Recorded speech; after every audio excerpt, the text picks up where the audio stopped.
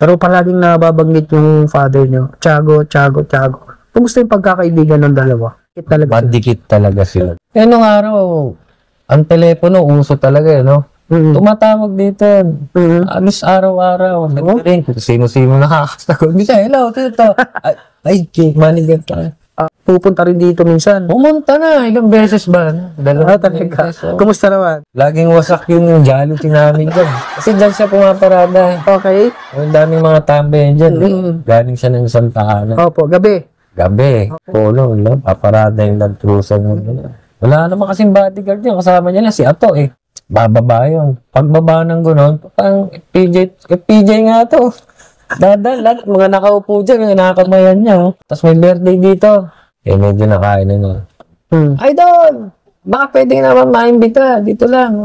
Tumayo, pumunta siya ron. Video okay pa. Pero yung pinakanta sa kanya, kumusta ka? Diyan, nagpunta.